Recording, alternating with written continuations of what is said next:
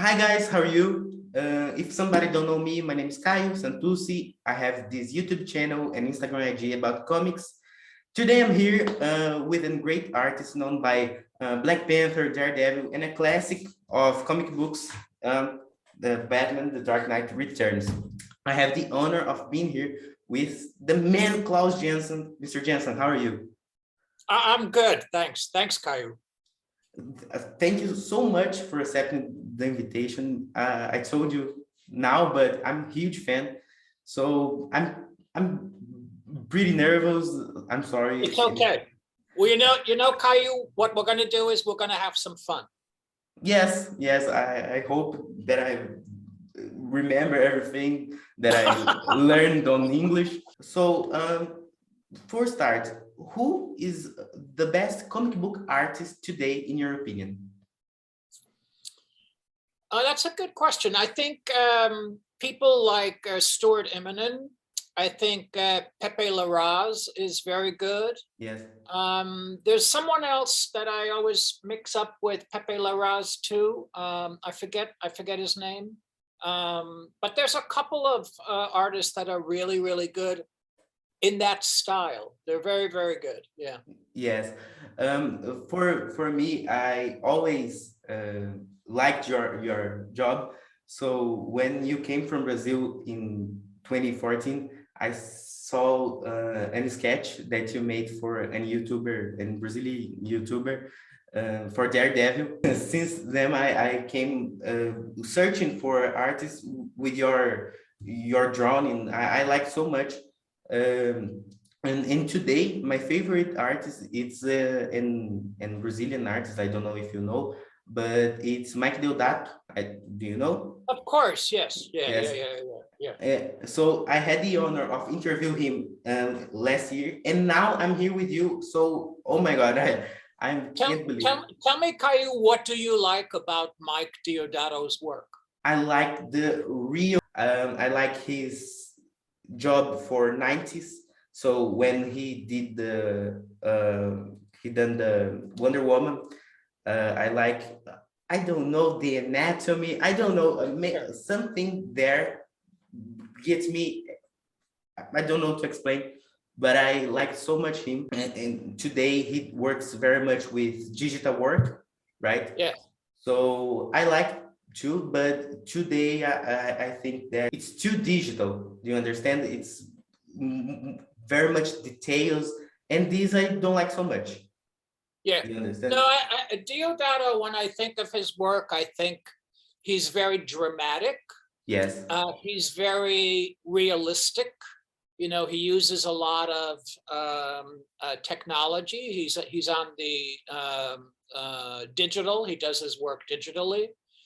And, you know, when you're talking, I think about other artists that I like that are the opposite. Pepe Larraz also is very digital. Stuart Immonen, I think, is digital at this point. And I like also artists who still work on paper. So I don't know if you know James Herron. Yes. I like his work a lot. And Ian Bertram, who I don't know him. He did A Little Bird, a comic book called Little Bird. It won a lot of awards 2 years ago. I think it was 2 years ago. So I like a variety of different styles and different artists, but as long as the artist can tell a story, you know, and be clear and have a great style, that's, you know, that's what you need to be a really good artist. Yes, I like too much. It's not realistic. So, and I think when you were talking, I don't know if you know too, but Gustavo Duarte, it's a Brazilian artist. He did Dear Justice League. Yeah. So I like so much. It's a cartoon drawing. I like so much. I don't like, for example, Alex Ross arts. I'm sorry, guys. I know There's no need to apologize, Caillou. Why is that? Is it too stiff or too realistic? Or I think it's too realistic. For example, of course, he have a lot of arts that I like. For example, he has a Doctor Strange, and it's beautiful. But oh, I don't know. no, I don't. that's it. I find that interesting, Caillou, because a lot of people like Alex Yes. Ross because it's very realistic. It's like a photograph almost. And I do like art that is a little bit more energetic, maybe even cartoony. You know, when people ask me what I do, I always say I'm a cartoonist. Yeah. You know, and I tell stories. So I like that part of being an artist, you know, being a little cartoony. You exaggerate, Yes. right? It's not realism, it's exaggeration. You have a word that people sue colorful cosplayers and punch in villains, so you know, have to be exaggerated. I think for me, Alex Ross, it's so real. And Let me suggest something. I find, you know, and I respect what Alex Ross does. I think that technically he's a very, very good artist. You know, he can really draw and do watercolors and paint. But I like art that is a little bit hot. And yes, his art reminds me, it's a little bit cool, you know, it's a little bit cold. It has no emotion.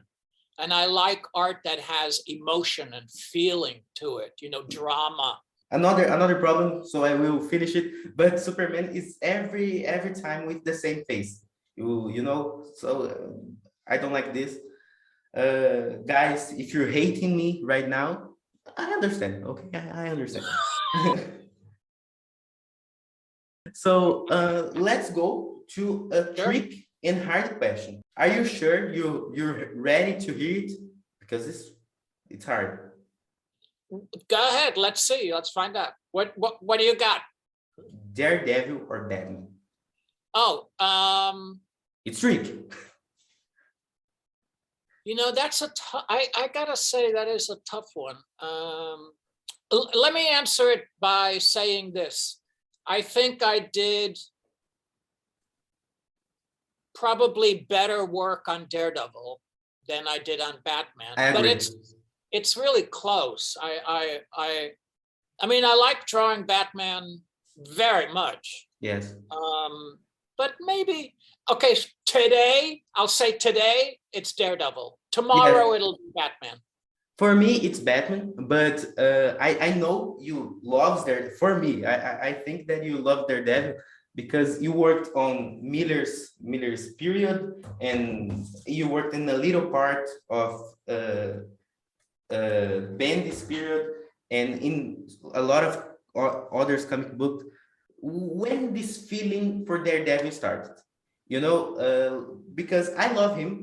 It's a blind man that go against the crime, and it's so cool. The idea is so cool. So when your feelings for Daredevil started? It's, you know, Caillou, it started when I was very young in school.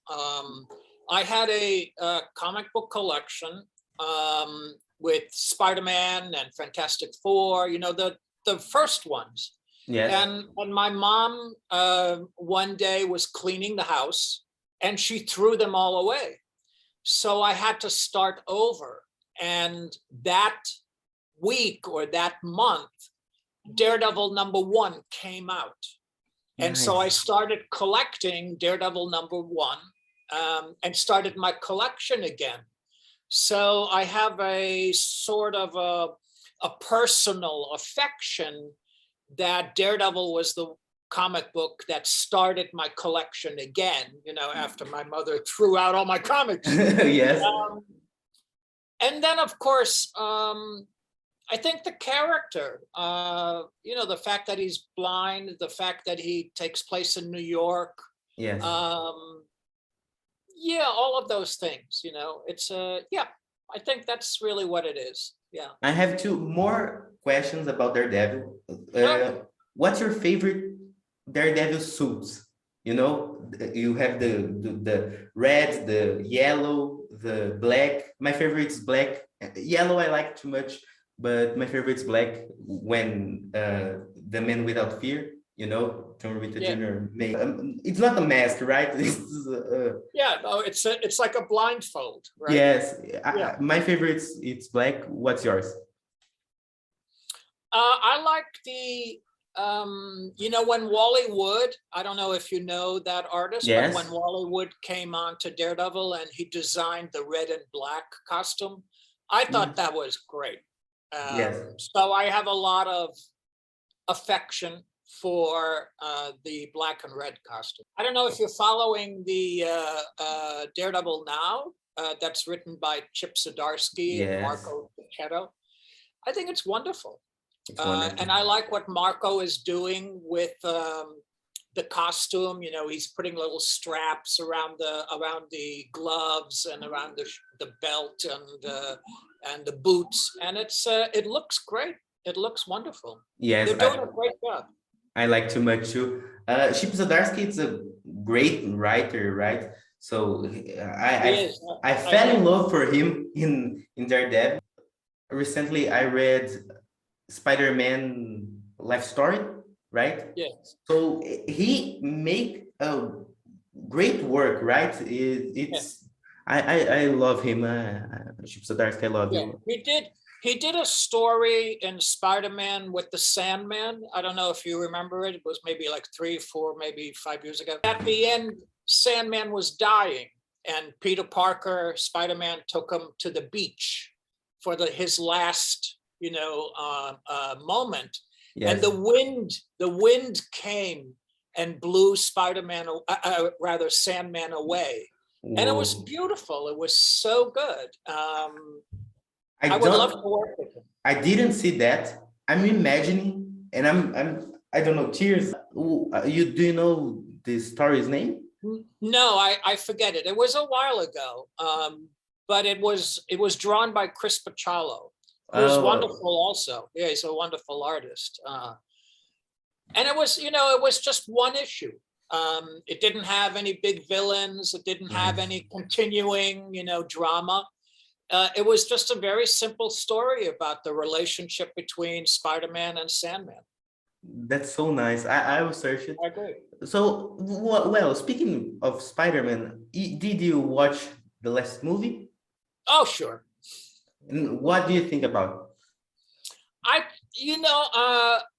I think sometimes maybe I'm a little bit too old for this stuff, but I thought they did a wonderful job. I thought they hit all their marks. They did what they were supposed to do. And the more I thought about it, the more I liked it. And I think Tom Holland is a wonderful Spider-Man. You know, he's probably the best Spider-Man. Yes. So, you know, I liked it. I look forward to the next one.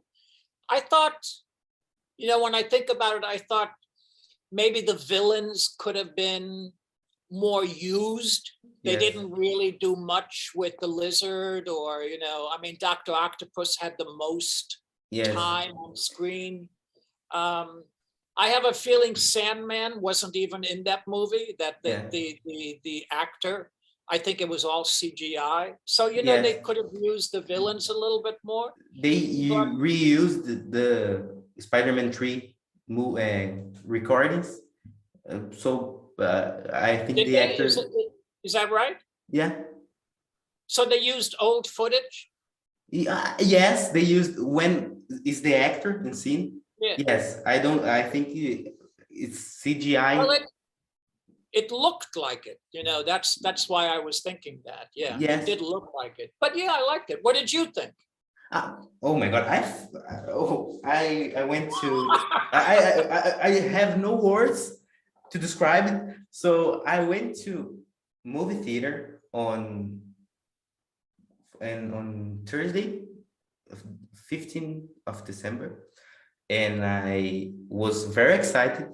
I sit down couldn't stop to, I don't know how I can say. Shaking.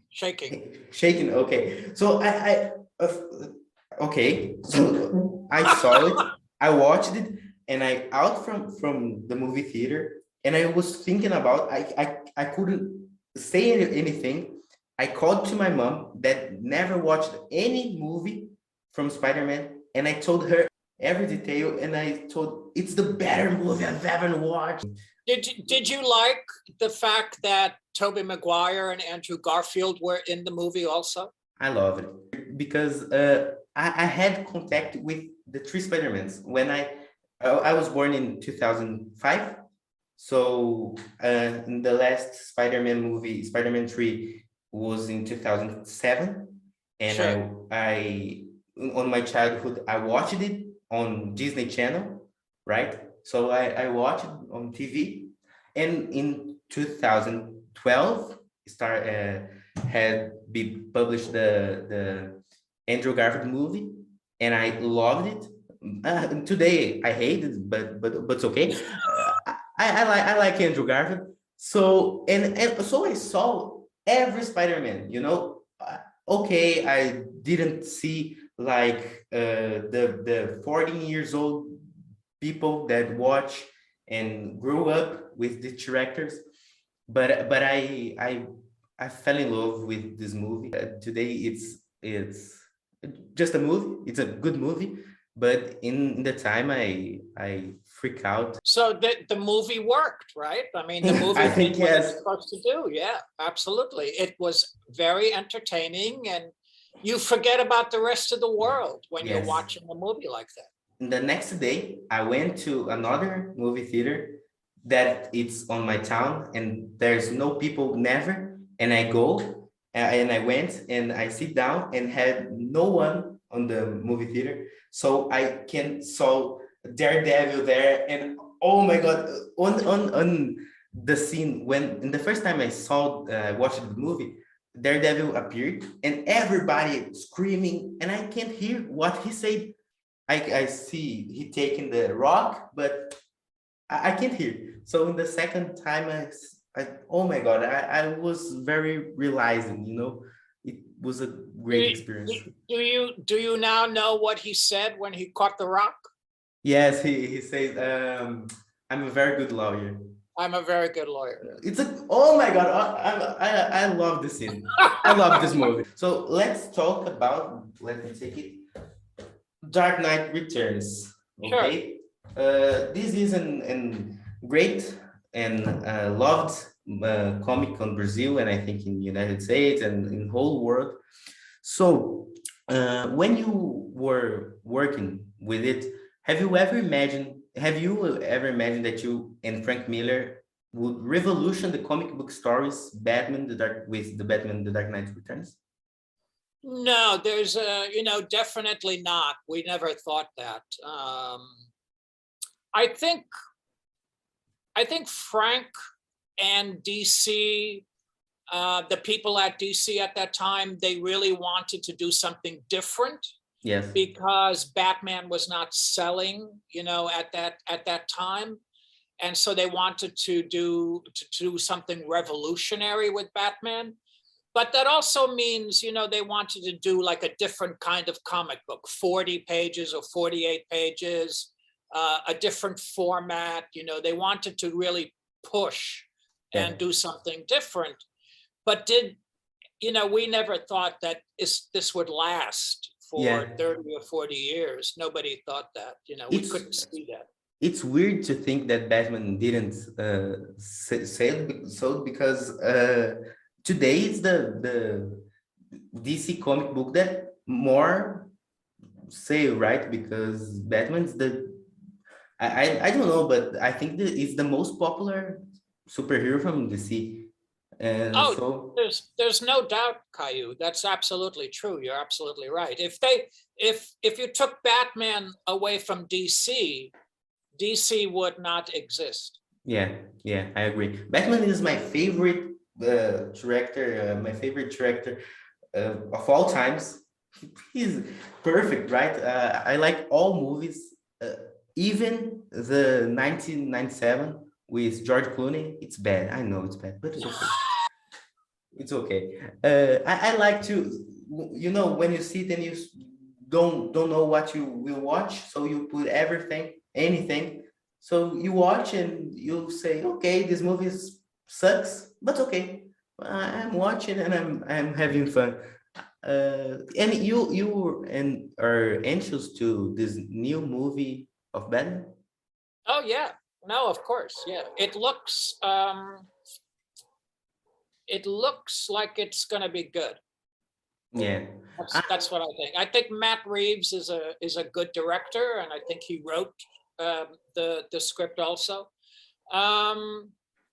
I didn't know what to think, you know, when they cast Robert Pattinson, but Yes. looks like he's going to be okay, you know. I The think it's 3.5 hours long, yeah, so it's a really long movie. it is. But I wonder if they could make a movie better than, you know, Chris Nolan. I think, Oh, you know, Nolan was a very, very good director, it's a and good he director. did a great job on all 3 of the movies he did. I mean, you watch them now and they really hold up. Yeah, They're, you know, they're entertaining. They're very, very well done. yeah, Heath Ledger is amazing, you it's know, as amazing. Joker. Yeah, So it's going to be hard to beat, you know, the Nolan movies. I like Anne Hathaway as Catwoman. It's Sure. I like too. But what's your favorite Batman actor? Do you have anyone? My favorite Batman what? Actor. Actor? Yeah, that played Batman. I guess it would have to be, you know, the most, what's his name? The one in the Chris Nolan stuff. Oh, it's I I don't can't remember. believe, yeah, I forgot his name. Isn't that funny? I can I will search. Oh yeah, that's amazing. I can't believe I forgot it. Yeah. But you know, I like Michael Keaton also. What's his name? The most recent one. Christian Bale. Oh, Christian Bale. That's right. Yes. He is a terrific actor. He's Yeah. really a wonderful actor. But I think of Batman as, you know, very big, and I think Christian Bale is not that large. You know, Yes. he's kind of a small person, I think. Yeah, I think Ben Affleck was. I don't like Ben Affleck as actor, but he's physical. He is you big. know, Yeah. he's big. Yes, he works. Yeah. But my favorite Batman is Michael Keaton. I like. You like he had Michael Keaton? he had the mask and Yeah. he can't move the head. It's great. I love it. And it was the first Batman I had contact. So for me, it's the first one is always your love, right? Yeah, it is. So carry on Batman: The Dark Knights.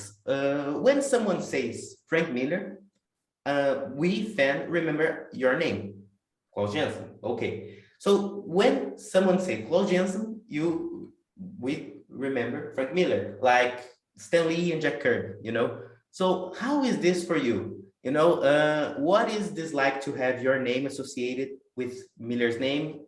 Because you made a lot of things out of it, right? Out of him, you know. How is it? You know, I like it. I think that it's been a very good relationship. Yeah. For my career, you know, to have worked with Frank on Daredevil and on Dark Knight Returns and DK3, you know, we did that a couple of years ago. And Frank is, he's a really nice guy. Yeah. You know, it's his birthday tomorrow, and we're taking him out to dinner. And Nice. I haven't seen him since the summer, you know, because of COVID and everything else. But so we're taking him out to dinner, and he's a nice person to be with. You know, he's funny. He's not dark like you think he might be because of his work.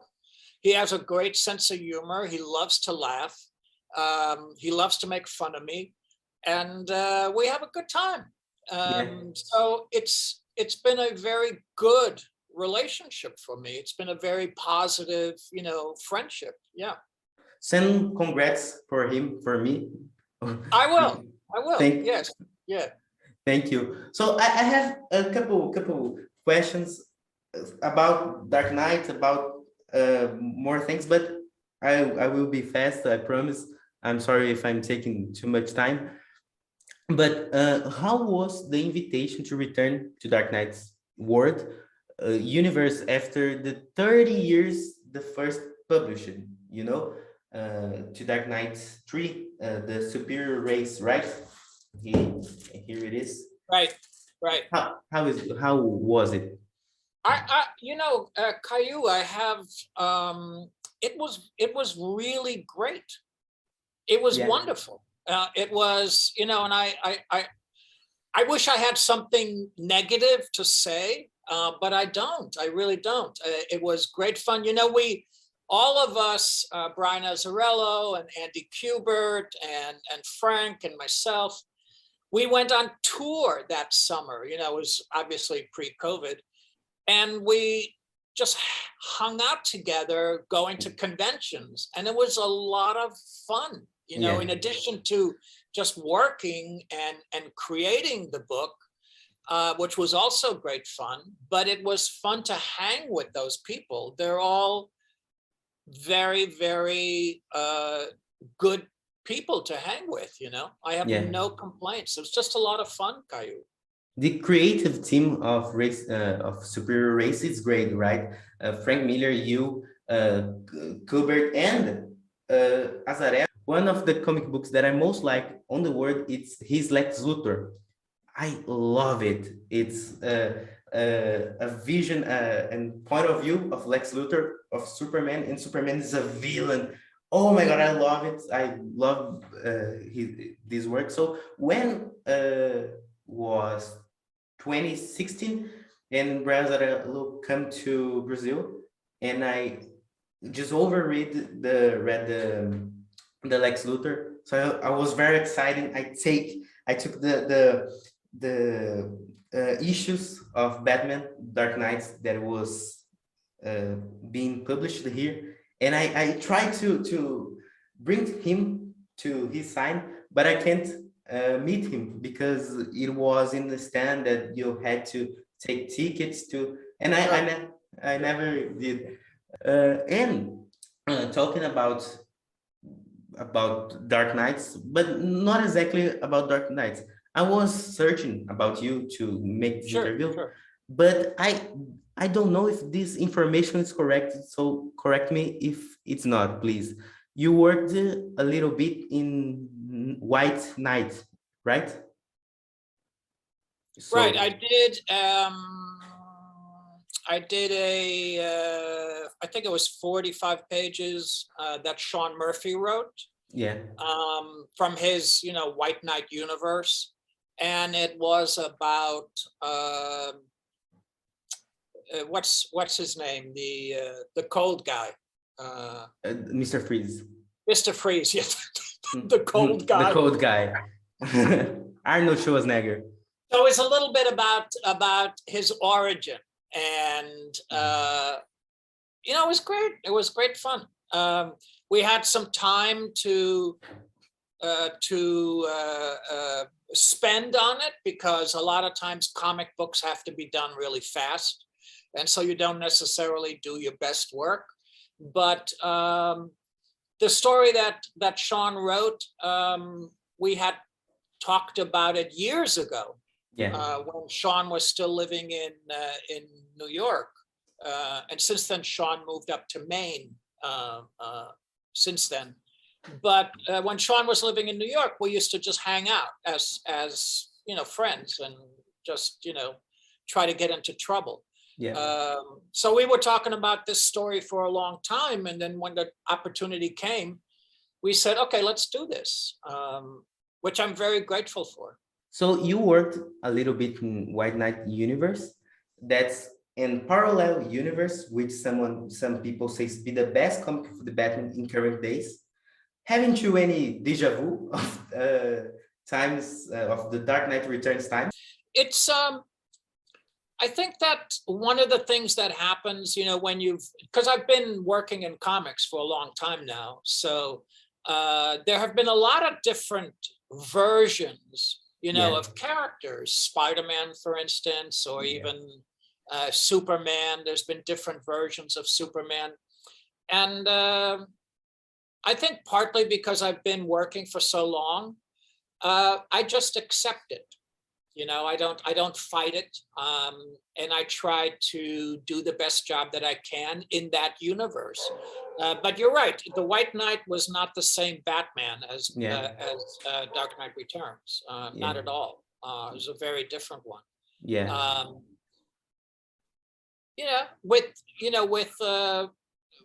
With some different good things about it. You know, each universe has its own identity and has good things about it, different good things. Different good things. Oh, yes, I loved the Dark Knight, and I started reading. I don't. Last week I started reading White Knight. So the name, it's the opposite, right? So it's sure. It's like totally. The opposite. Yeah, it's totally different. So okay, to the last two questions, we were talking about creative team, and you were John Romita Jr.'s final artist in a lot of histories, but in Eternals, I'm here with this edition, you worked with him and Neil Gaiman. How was working with this amazing creative team? Because Neil Gaiman, it's the Neil Gaiman, John Romita Jr. is the John Romita Jr. Yeah, no, I agree. Yeah. You know, I wish that I had more contact with Neil Gaiman. You know, I never actually talked to him. Really? Because I was the inker, you know, on the book. If I were the penciler, I would have had to, you know, speak with him. But you know, like the colorist probably didn't talk to Neil Gaiman either, you know, because John Jr. Was the penciler, and so he's the one that gets to talk to Neil. And the intermediate, right? Neil is pretty. I would assume Neil is pretty busy, anyways. You know, why would he want to talk to the inker, right? You know. But it's not any inker, right? Well, I'm okay. I'm fine. I don't, stuff like that doesn't bother me, you know. But I love working with John. You know, he's an amazing penciler.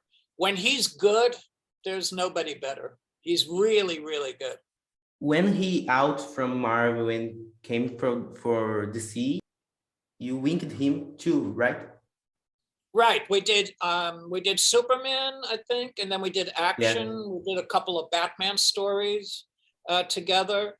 I think you know, at that time, if I remember right, the reason why I went to DC at that point was partly because John was going over, and I wanted to continue working with John.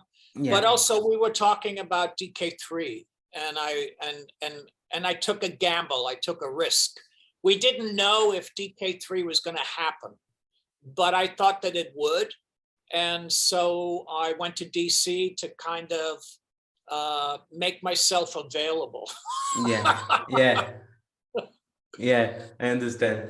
So, so Mr. Janson, to finish it, okay? Because I'm taking very time, but since now I thank you so much for accepting the invitation. You're welcome, Caio. It's not a problem. Thanks. So recently, I interviewed Ariel Olivetti. I think you know him, right? And I asked him about his teacher side. And when I was searching about you to do a good interview, I found out that you have a book called DC Guide to Penciling Comics that I didn't know I think that probably was never published here in Brazil. I'm not sure about that. So I'd like to know about this book. The idea was yours or was an invitation by DC? And I'd like to know too about this teacher side. Do you give classes of drawing out of it, out of the sea, out of this book? Well, I did 2 books for DC. One was the DC Guide to Penciling, and the other one was the DC Guide to Inking. Yeah. And I've been teaching since at a school in New York called the School of Visual Arts. It's an art school, and I've been teaching there since 1990, way before you were born. And I think also I've done workshops. You know that word, workshops? Yeah. So classes. I've done classes at Marvel. I've done workshops at DC. I've done them in Europe. So at some point, when you add that up to the years that I've been teaching at the school, people think that I have some knowledge, you know, about how to tell a story or how to draw or, you know, stuff like that. And that's what I teach at the school. So DC was nice enough to ask me after I had done some workshops and did some classes for them, if I would like to, you know, write a book. And I said, sure, you know, that sounds like a good idea. I would like to do that. And just to say, it was a complete pain in the ass. It was really, really hard. Yeah. I wanted to change the conversation about comic books when I was doing those 2 books. I wanted to communicate to the public that comic books are not to be ignored. Yeah. That comic books are an art form and they deserve respect. I don't know if I was able to do that with those books. You know, they're very serious. It tells you, they're very serious books, I think. But that's what I wanted to do with those books. I wanted to elevate the reputation of comics and of the medium. You know, what we do, I think, is very difficult. And I think what we do is very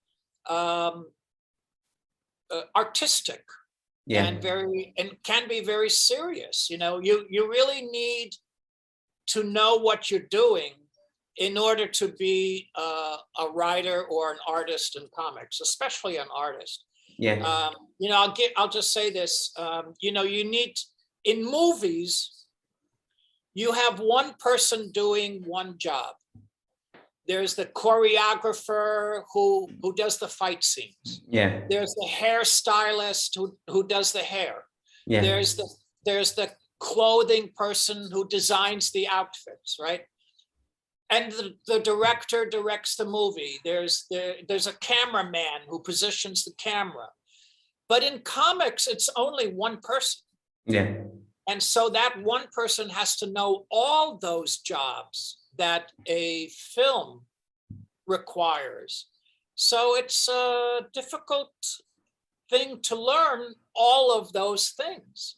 And that's why there's a lot of bad art and not that much great art. But when you see great art, you recognize it. You know, you can see that this person knows what they're doing. But thanks for mentioning those books. I appreciate it.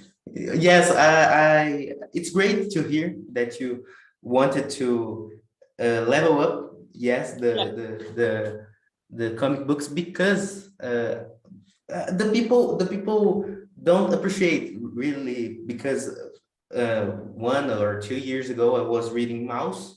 Is the same name in the United States? Yes. I was reading Mouse on my school, and someone came to see, oh, what book are you reading? And I showed up that was a comic book. The person said, but it's a comic book, so you don't have culture. And you know, Mouse is some of the most important the comic books of all time, and this prejudice, you know, can the person won't read this comic book and we will lose a great story. So it's sad. I think it's sad. Yeah, exactly. First of all, I'm glad that you read Mouse, because Mouse is amazing. And, you know, when people dismiss comic books, I just think that they're ignorant. Yeah. So, you know, I don't bother. Yeah.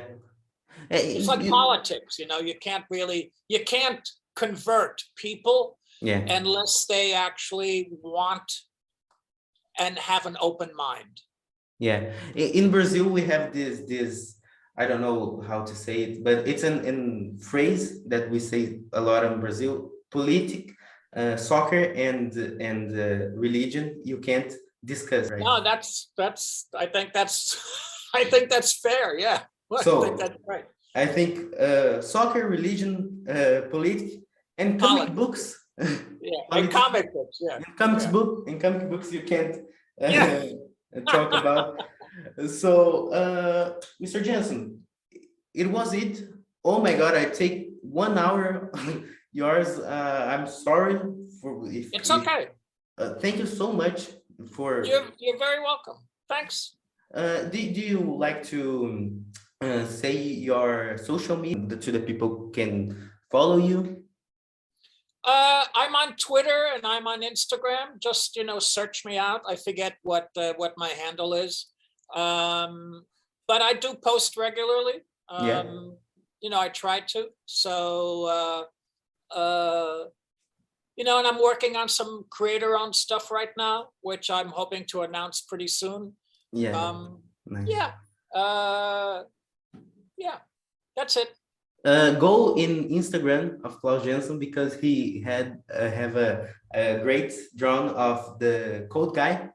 It's a beautiful drawing. The cold guy. Yeah, right. Go there, you will enjoy. Mr. Janson, thank you so much. Nice You're to very meet welcome. you. I'm meeting you, so nice to meet you. And when the pandemic pass, everything pass, please come back to Brazil. I need to see you and talk with you. Thank you so much. I would like that a lot. I'll get to meet you in person, Caio. I'm sure we will at some point. Thank you so much. Guys, thank you for watching. Follow Mr. Janson and goodbye. Thank you.